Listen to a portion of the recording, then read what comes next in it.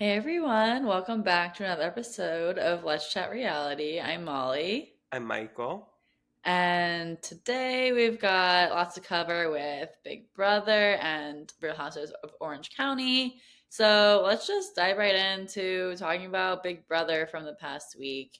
So last Thursday we saw that Brooklyn got evicted, which I would say we both kind of expected that to happen. But what were your thoughts on that eviction overall? Yeah, I mean, once she didn't win the AI Arena, it was pretty much a given that she was going to go. I think that there was definitely a chance that if T-Core and Chemo and Rubina had really talked through more of the possibility of the flip that would have happened if it had been uh, Cam and Chelsea on the block together after the A Arena, if Brooklyn had won, there was definitely a pretty good shot that the flip was going to happen, sending Cam home rather than Chelsea, which is what Tucker wanted. But they just really hadn't put in the work quite yet to make that flip happen with Brooklyn, because Brooklyn was really the target that week, and so that was really who Tucker wanted to go home.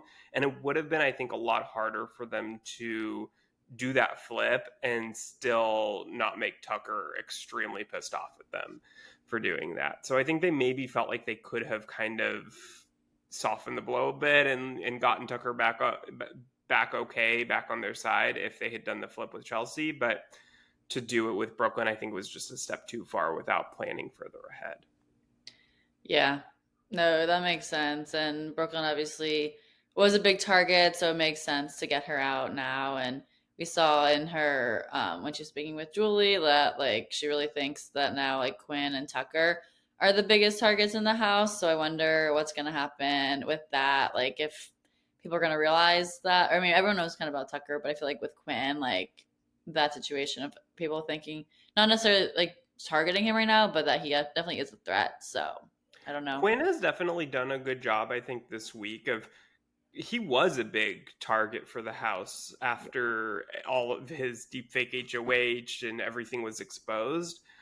That he had lied about for really no reason. He had really gone in on this lie that he was not the deepfake HOH, and that once that was exposed, then he was never planning to use it. Like he was just kind of he went so far in his lies that he couldn't get out of it, and they really alienated everybody almost.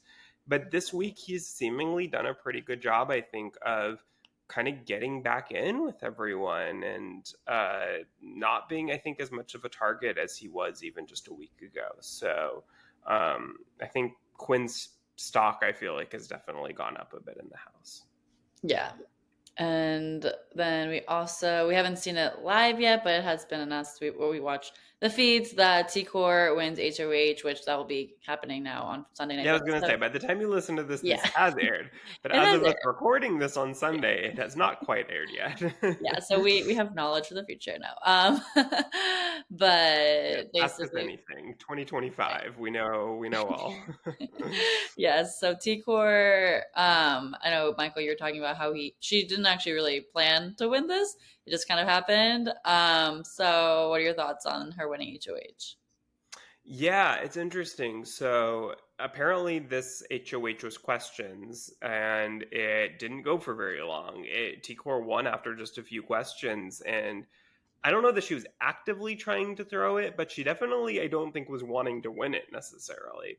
So she, I think, was just as surprised as we all were when the results came back that she had won HOH. And, she's pretty, like, she was in one of the best positions in this house uh, before this week. And I think it probably was not the best move for her to win, which I think she knew.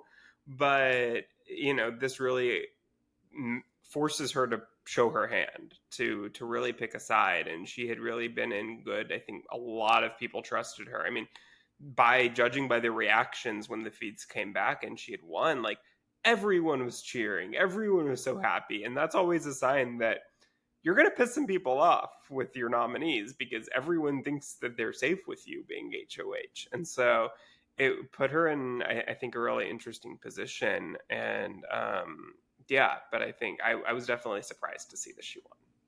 Yeah. And so, well, her nominees, speaking of people are going to get pissed, were Cam and Mackenzie, and then Tucker had offered up himself, so he also was a nominee. So for those three, are you surprised by any of those, or were you expecting that? I think there was definitely a chance in my mind that Leah was going to be up there, but I wasn't surprised by any of them. And I think that they were great choices for nominees because really she kind of wins no matter what with these three nominees. You know, if these three had stayed the same going into eviction night, I think with any of these three going, she kind of has a positive HOH week outcome. Like she didn't put up a close ally who she didn't want to go home because they volunteered, like we saw with Cedric. You know, she is okay no matter which one of these goes home, and she had a good third option or fourth option with Leah, being if one of them took themselves off. So I really think it's a win-win-win for her in terms of potential outcomes coming out of Yeah, this well, week. speaking of if someone takes themselves off, we did see, or we heard about Cam winning the veto, so he'll most likely be taking himself off, and then we'll have, This season, you never know, but yeah, with Cam, I think you can be rest assured. yeah, but with Cam, he will most likely. So with the replacement, who do you think that will be besides? Do you think it's just going to be Leah, or are there any other potentials there?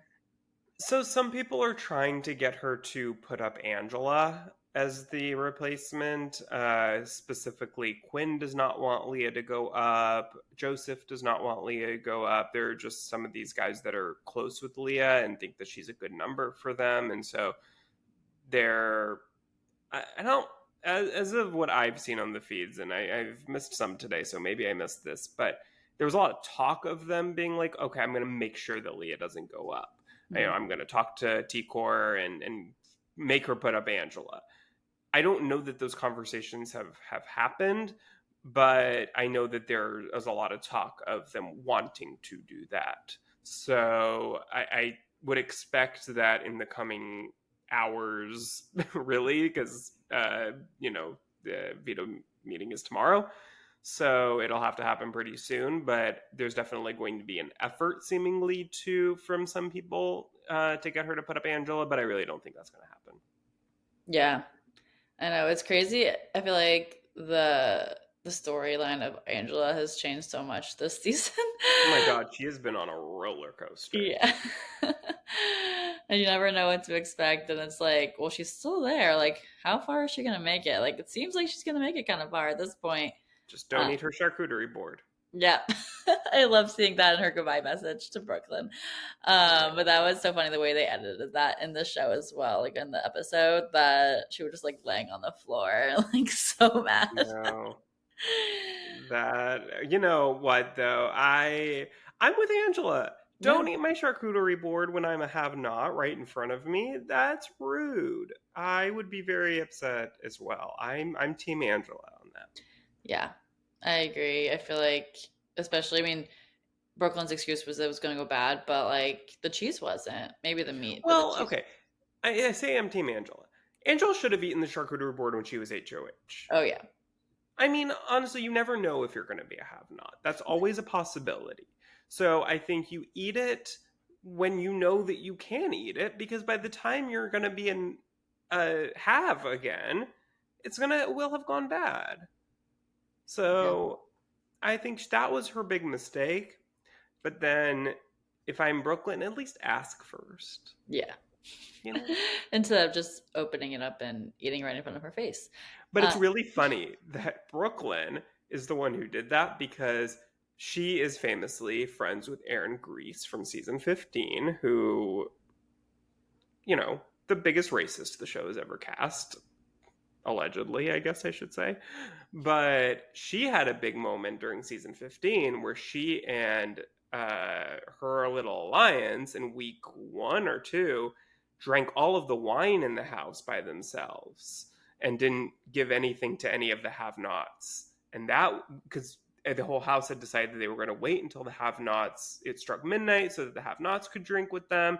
And they have 3 or 4 of them just drank all of it before then, and that caused a huge fight in the house. So it's kind of interesting that there's a little bit of parallels there, I would say, between her and her good friend Erin. Yeah, well, that's a good comparison. 11 years later, things never change. Yep. Well, we'll see if she ends up talking about that or like her friendship there, because that's She did definitely. talk Oh, about in she her did. good exit interviews with Sharon Tharp.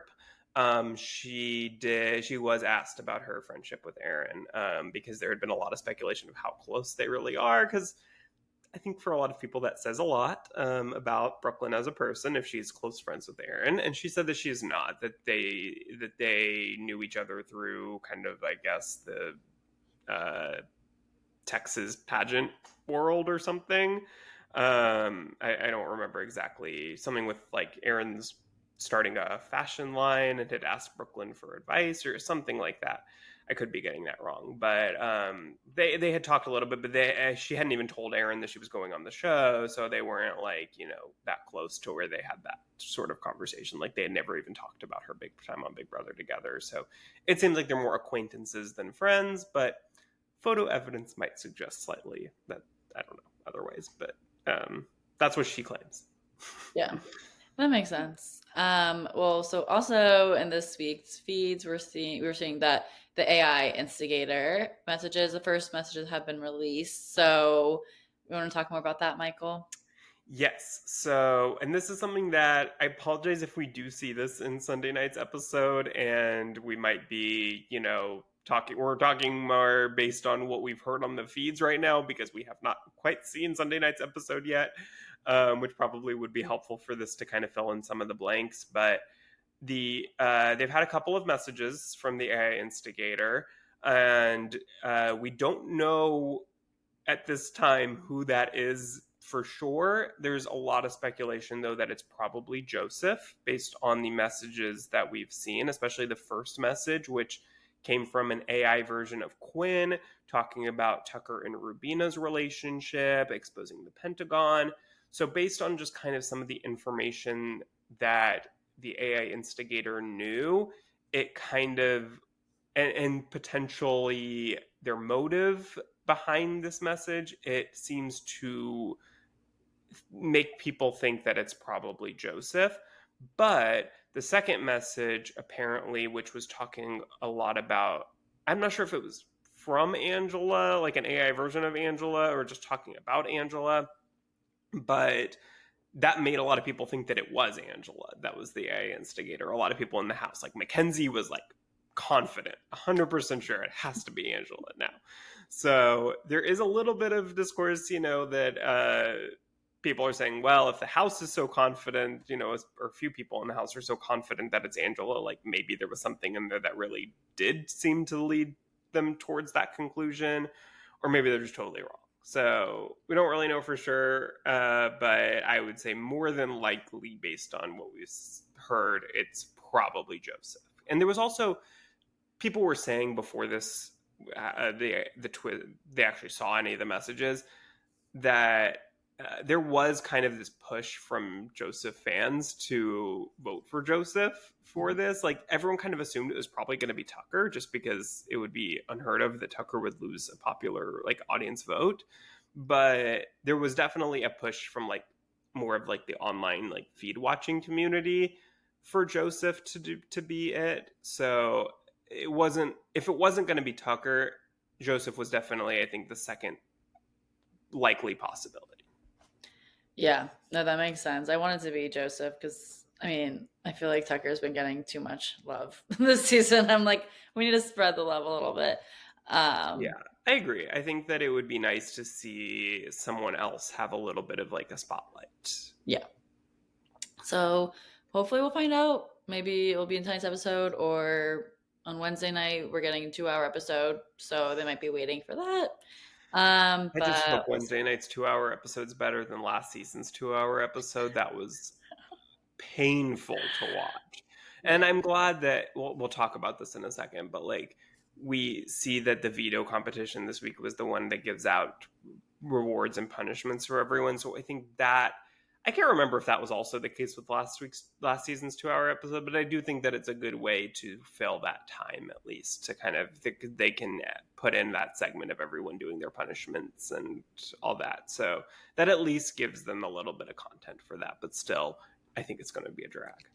Yes. So speaking of that, let's go through quickly with everyone who won rewards or got punishment. You don't really win the punishment. So for T-Core, she got $5,000, which is exciting for her. Mackenzie won a Hawaii vacation, which is what I would want. I love going to Hawaii. Joseph got 24 hours in solitary confinement. Angela got she has to pick up 1,000 balls in 10 hours. So they're just gonna like come into the house and she has to pick them up, find them, and put them where she has to put them. Did they say? So it's like she did this last night leading into this morning. So Oh, she has completed her punishment, which is okay. exciting. Basically it was like there were 1,000 balls and she had to like pick them up with this, like, like how, I don't know, is it in tennis that they have this where they have like that ball Like thing caddy where thing. yeah, not like a basket, but like kind of I don't know, like a device where like that picks up the balls, and then she had to walk them over to this pit to put them all in, and then walk back and pick up another. She had to do it one at a time, Mm-hmm. and someone calculated that it would take like 40,000 steps total to do it based on like how far apart the balls were from where she had to put them. So that's a lot of steps. Like that's a big job for her to do. And then every so often she would have to get like decontaminated because it was apparently like viruses they were supposed to be like virus capsules or something. I don't know. And then she would get like sprayed with goop that like like they Okay. had on the Okay, wall. they're definitely going to be showing this. Yeah, and she was like wearing like a whole like yellow like suit. I don't know. It was a whole thing, but Oh my gosh. everybody was really supportive of her, which was nice to see. Like a lot of people were staying out with her, cheering her on. And when she did her last ball, like everybody kind of stood in a line and was clapping for her, and like she walked through, like, they were like all The holding tunnel. hands, and like, yeah, like when she went through the tunnel, like it was really cool to see the house really be supportive, because that doesn't always happen every season. Like generally people are supportive of the person doing that, but like you don't see people like staying out there the entire 10 hours. And it was really nice to see that everybody was supportive, because it was really hard for her. Like she was crying, she was like really having a tough time with it towards the end, so she needed that support, I think. And it was nice to see that everyone was rallying around her. Yeah. So it happened overnight? Yeah, she did it overnight, leading into early this morning. It Wow. was So she's around probably our really time. tired. Yeah, no, definitely. I mean, we've seen this in the past. Like the famous one that I remember is Brittany in season 16 having to kick like 1,000 soccer balls or something, like to get it into the goal. Like it didn't count if she didn't get it in. And so she was like, she literally like hurt her foot doing it. Like it was Oh, really, really hard for her. So that was, I think, like really the first one of that type of thing that I remember. Then they've had it various iterations of it in the past since then. But yeah, this is always a tough thing for them. Like they're very tired by the end of it. that sounds tiring. Yeah. And then also lastly, Tucker got the being Ainsley's backup system. So did you see more about that in the feed as well, Michael? Yeah, so he basically like is asked trivia questions, and then he has this encyclopedia that he has to go and search for the answer to the questions. And that's a funny one. Like that's very kind of akin, I would say, to like uh Derek X being the what was it, the latrine something, the Lord of the Latrine, where he had to announce every time someone went to the bathroom. And like it's kind of that type of thing where it's like, wears a costume and has to do something at certain points throughout the day. And that's always a funny one, and that's something that they're gonna be able to do a segment on and have a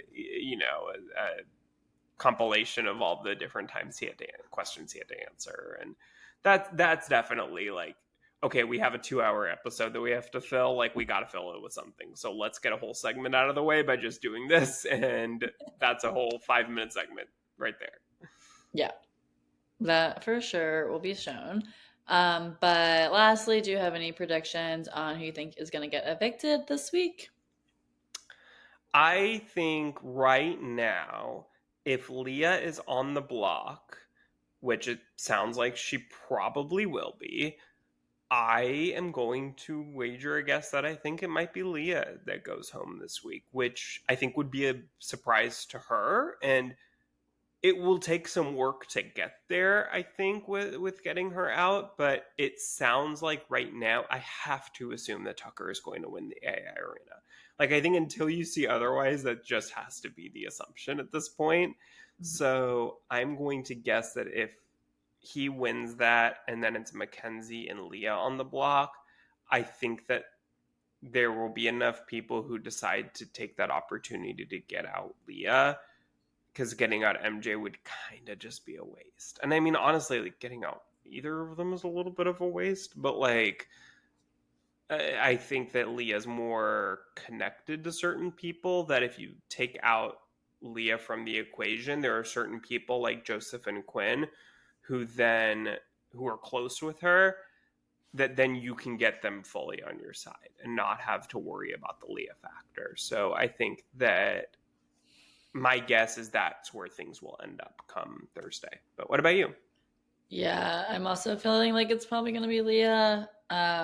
But I don't know. I feel like she hasn't really done a ton in the game, so it kind of makes sense. But also in that situation, it's like, well, then you could keep her, and like she's not a huge threat. Right. But it sounds like that's what people are going to do for this week. But we'll see what happens. So that's all for our Big Brother recap for the week. Now let's talk about Real Housewives of Orange County. Michael, you want to start it off? Yeah, so we're a couple weeks behind on OC. So we have the last two episodes to cover of that, episode 6 and 7, which work. They very much go together, I think, because for both of these episodes, the majority of the episodes take place with their two mini cast trips that we've split the cast into two, and we have half the girls in La Quinta at former housewife Elizabeth Vargas's house that Gina is selling. And so it was nice to see Elizabeth for a little cameo. She was a one season wonder in season 15 during the COVID season that got interrupted about 6 weeks into filming. And she got, I think, like screwed more than probably any other housewife in history, because she had that COVID season and she just didn't get a chance to really like mesh in with the women. And so we never saw her again after that. But so it was kind of nice to see her get a little opportunity to film again, even for just half a second. But we saw Heather, Gina, Emily, and Shannon on that trip. And then we saw the other half of the women go over to Tamara's house in Big Bear, which was exciting because we see Tamara talk about Big Bear all the time, but we've never really seen that her house there, or really, her in that environment. So that was kind of nice to see, with the other half of the girls going over there. And we got on both sides a lot of drama, a lot of interesting conversations being had. So let's start with the La Quinta side of things. The big drama coming into that was a lot of the issues with both Emily and Heather that they had with Gina. So, Molly, what did you think about all of that with Gina? We'll start with Gina versus Heather. So that has to do with the whole Katie situation. Gina not telling Heather about that Katie had been talking about the paparazzi photos and all of that she was aware of pre-season. Whose side were you on with that argument? I'm choosing to be on Heather's side here in the situation. I feel like it's kind of just all blown up into a way that's like, what even really is the problem here? And also, that's why I'm kind of on both sides, because I'm like, Heather, I think, is blowing this up into like something that doesn't really need to be in a way. But then also, Gina did know this information and she chose not to share with Heather, and like was choosing to be on Katie's side, who like she barely knew her compared to knowing Heather. So that's not a good look for Gina either. But I guess she didn't think it was going to be that much backlash at her from that whole situation. But I feel like it's all just kind of messy and it's hard to choose a side on it, but it's all just like, okay, yes, paparazzi can get called. Like, why do they care so much about this right now? Like, and then when Heather's trying to compare it to, like, I don't know this exact story, but it was when, like, something about her kids or Gina's kids getting involved. Like, I felt like that was not a fair comparison, or like making it sound like Heather's kids were now involved in this, even though that wasn't directly impacting her kids. It was more just like it's her family, is what I understood. Mhm. Versus when it was happening, when Gina's situation happened, it was actually involving her kids. Yeah. So that one I didn't really get why she had to bring that up. But overall, it was just blown up, in my opinion. Yeah, no, I agree with you. I think where I have a little bit of a hard time understanding Heather being so upset is that Gina, as far as we know, as far as I understand, and maybe I'm wrong about this, but the way that I understood it, and I felt like Katie even confirmed this, was that Gina told Katie not to say it, not to bring it up on camera. Like when Katie brought it up to Gina before the season started filming, Gina told her, whether it was, 5 minutes after, a day after, a week after, whatever, that kind of seems to be in contention. But Gina told her, don't bring it up on camera. And so when Katie did bring it up on camera, then Gina was like, well, okay, now it's on camera. Now the can of worms has been opened. Can't put the toothpaste back in the tube. But now you have to tell Heather directly. And so if you don't tell Heather directly, I'm going to help tell Heather directly, because you don't want it to be a whole thing for episodes and episodes where everybody's talking about this, but Heather doesn't even know. Yeah. So I think that's where people are kind of maybe not quite getting that part of the story, is that it seems like Gina had this information and told Katie to bring it on camera, which I don't think that's what happened. So I think that's where I'm a little confused. And I guess what Heather is saying, excuse me, what Heather is saying is that Gina should have told Heather right away, whether it was going to be brought up on camera or not. As my friend, you should tell me, hey, Katie is saying this about you, and there's a possibility she might bring it up on camera. I told her not to, but who knows what's going to happen. So I think that's where I think Gina went wrong, Mm-hmm. was that whether, I think she just kind of wanted to pretend like it didn't exist. But I think that in reality, as Heather's friend, she should have told Heather as soon as she knew what Katie was saying about her. Yeah.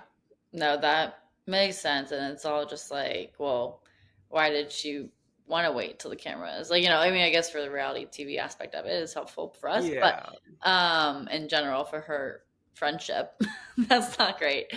But yeah, it was definitely interesting. And I mean, we're still probably going to be seeing more of those conversations. I feel like it's not over yet. Yeah, no, I don't. I think that they've kind of put a little bit of a band-aid on it, I guess, but I don't think that Heather seems to be fully over it yet. So I do think that we're going to see more of this to come later in the season, but we'll see. Now, we also have, of course, Gina versus Emily going on this trip as well, where Emily is upset because Shannon told her that Gina was saying that Emily has changed and gotten meaner since she's gotten so close to Tamara.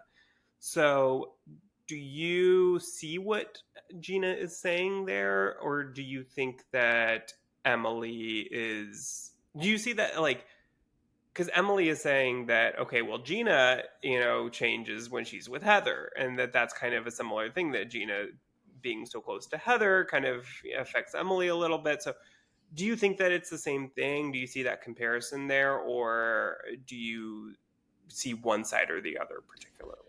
Yeah, I mean, of course, we're always seeing like what they're choosing to show us too, like in the edits and everything. I think overall, I think it comes down to them being friends with other people who they aren't friends with each other's other people, Mm-hmm. and then they're saying that they're still best friends, but then they're not talking to those other people. Like it just, I feel like they're like jealous of the other friendships that they have, is what I can understand from that, and like they hugged and it seemed like they were okay. Like, like it's kind of just like the drama that comes from seeing your friends become closer with other people. Like that's what it seemed like to me. Like it didn't seem like anything that couldn't have been worked through or like whatever. Like it seems like they're still going to be close.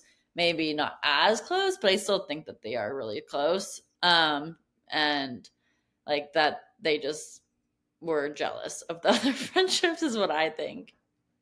Yeah, I feel like this is so OC. Like that is such a like constant thing, like theme throughout the seasons on this show is like, oh, I'm like you're my best friend and now I'm seeing like this new girl come on the show and all of a sudden like you're hanging out and like, oh, are we still close? Like, just feeling very jealous of any new friendship that comes along. And yeah, I mean, we saw that when a couple of years ago when Heather came back to the show after a few years off and met Emily and Gina for the first time, and Heather got very close to Gina, and you saw that Emily kind of felt a certain kind of way about it. And I do think that I see both sides. I think that both are true. Like, I think that Gina definitely is a little bit afraid of Heather, and I think that she feels like Heather maybe has a lot of power on the show. She's very rich. Like, she definitely, I think, has a little bit of like a kind of like an aura to her that just feels very intimidating. And I do think that Gina probably is a little bit afraid to stand up to Heather, to talk back to Heather, like to disagree with her. And I do think that Emily, on the other hand, I don't think it's the same with Tamra, but I do think that Emily has kind of uh, gotten some of Tamra's traits, has kind of morphed a little bit into like mini Tamra with how kind of a little bit aggressive, a little bit more tell it like it is, and yelling at somebody for like not being good with their money, like with Jennifer. So, I think that that's maybe something that she wouldn't have done a couple years ago. That with Tamra, for whatever reason, like being closer to Tamra, it's like given her this like confidence to just like be more like that. So, and Emily and Tamra really have become close because Tamra has her podcast with Teddy Mellencamp, and Emily has gotten involved with that. So Emily is doing a podcast with Teddy, not necessarily with Tamra, but because they're all kind of working together now on the podcast too, I think that has made Emily and Tamra a lot closer, and that is something that we don't really like hear that part of it on the show, but that definitely is a big part of why those two have gotten so close in the last year. So I do think that they're spending a lot of time together and doing that too. And that probably is part of why they're now kind of morphing into one person. Yeah, no, I can see that. I don't know about their past personalities as well, so it's like it's good to hear that insight into it because I'm like I don't really remember or know what they were entirely like. So I see them this season, Yeah. and I can see those personalities and like how they've been coming across, but I didn't know how they were more before those friendships. And Emily, like, I mean, Emily's right. Like, she has always been a little bit like this. It's not like she was just like a wallflower before, and now all of a sudden she's a completely different person. But Hmm. I do think that we're seeing, and it could also just be also a result of being on the show for so many years. Like, I do think that after a certain amount of time being on the show, you do just kind of feel more comfortable just blurting out things and kind of being more opinionated and aggressive than you maybe did in your first 2 or 3 seasons on the show when you're kind of trying to get to know everybody and you're not comfortable fully in front of the camera yet. But now Gina and Emily have been on the show for 6 years. So they're not new at this anymore, even though a lot of people, they're newer compared to Tamara and Heather and Shannon. Hmm. But they've certainly been on for a long time now, so I think that they both feel a lot more comfortable now, and that I think probably changes your personality on the show a little bit. Yeah. Oh, I imagine that. So I guess like you don't want to come across in a way that it then's gonna not make you be on the show for longer. So this now that they're Yeah, secure more, they're like, okay, we can be like this. yeah, for sure. But let's move into the Shannon of it all. So Shannon and Alexis definitely is a conflict we are continuing to see this season, of course. Now, Alexis, on the Big Bear side of things, the big topic of conversation was Alexis and why she has been so aggressive towards Shannon for these first few weeks that of filming here. And Alexis basically is saying that she would stop talking about Shannon if Shannon stopped talking about John Jansen. So do you see that, or kind of whose side are you on at this point now that we've seen a little bit more since we talked about this previously? Whose side are you on right now between Shannon and Alexis? I'm still on Shannon's side here. I feel like Alexis is just, I don't know. I just don't like watching her, to be honest. I'm just tired of seeing her and like her trying to get all the fame, and like she's just bothering me. So I try to zone out, honestly, when she's talking. Sometimes I'm like, whatever she's saying is just about John, and I don't want to hear about John and like all this stuff. But overall, what I'm remembering of the conversations, I feel like what she's saying is just like she still thinks Shannon's jealous of her, which I don't think that at all. Like I think Shannon is just like dealing with a lot of stuff, and she's getting sued and like all these things that are like big deals in her life, and Alexis is trying to like make it seem like she's not having any problem, or like why is she so like upset about these things, or like this is happening because it's supposed to, like all these things that just like Alexis just being mean about it, in my opinion. Mm-hmm.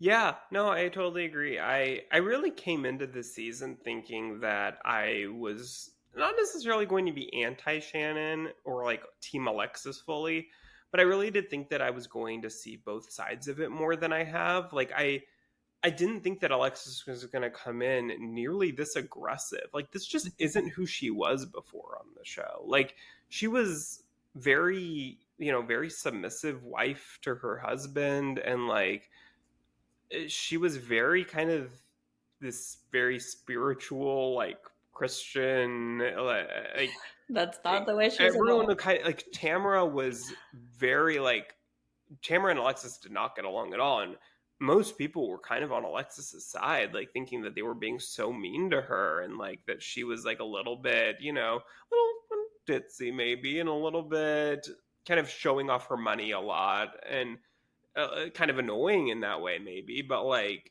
not a mean person by any means. And so this person coming in is just a completely different human than what we had known before.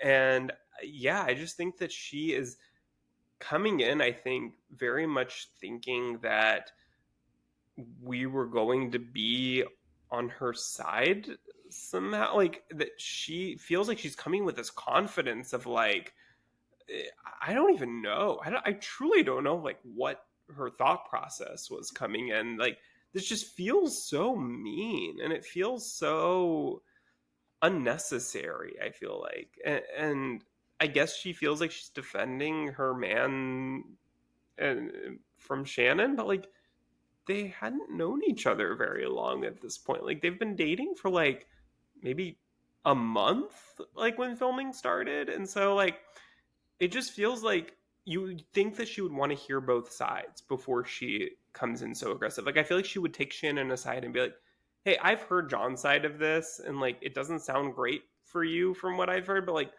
give me your side. Like let me hear what your side of it story is." I don't know.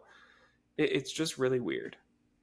Yeah, I don't know why she's coming off so strong about these things, but I don't know. We'll see. I guess the story is to be continued. I guess Oh, there's definitely.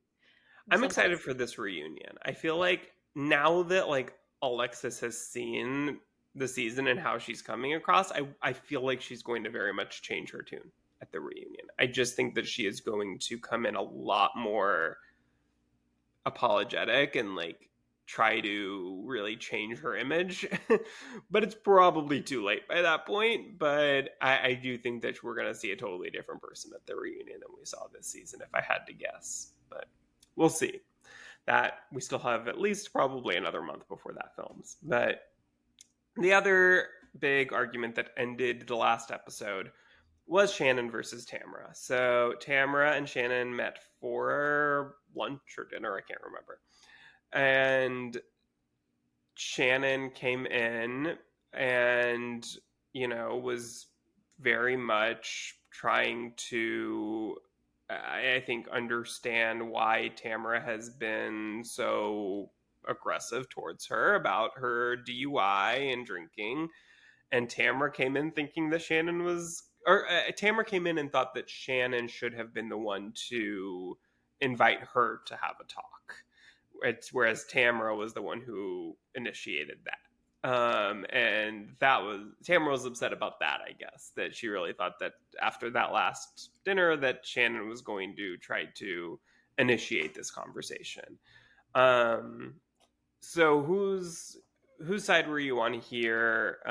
It seemed like by the end of it, they did kind of make up, but it took a little bit to get there, and I don't know that this is going to stick. But what were your thoughts on that conversation that they had?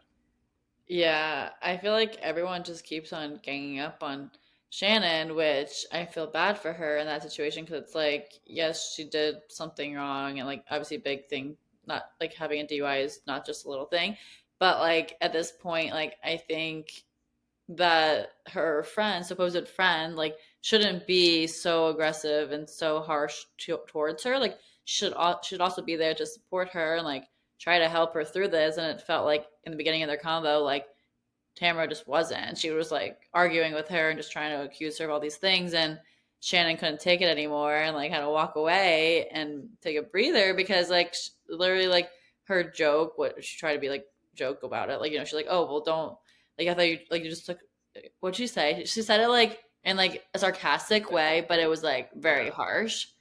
Do you remember what the line was? She was like, oh, well, don't go running Um, into someone's house. Like something like that. yeah, she said because Shannon was trying Yeah. to say, "Oh, well, you drink a lot too, Tamara," Yeah. and Tamara said, "Well, I haven't run into someone's house." Yeah, that's what I was like. I knew it had to come in that context. Yeah, but it was just like that statement. Like I was like, I wouldn't want to hear that.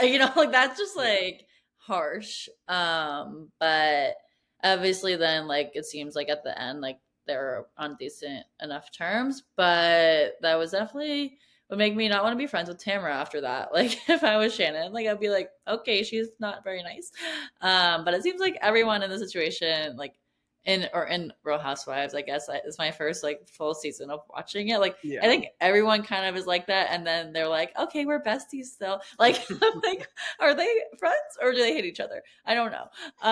But I guess that's the entertainment we get. So those are my thoughts.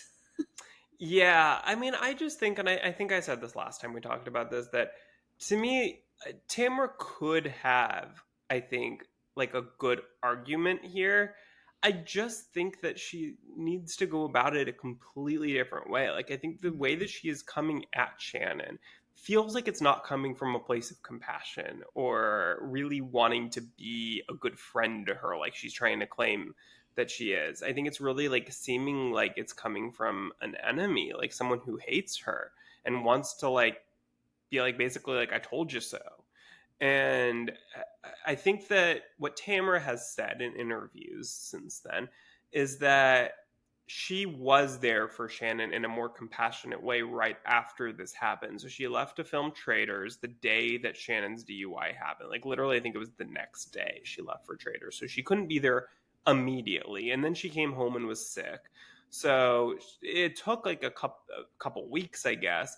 But then once she could be there, allegedly, what Tamara is saying, that she was trying to be there. She was calling her every day and checking in, and but she felt like Shannon didn't take the right steps to get help.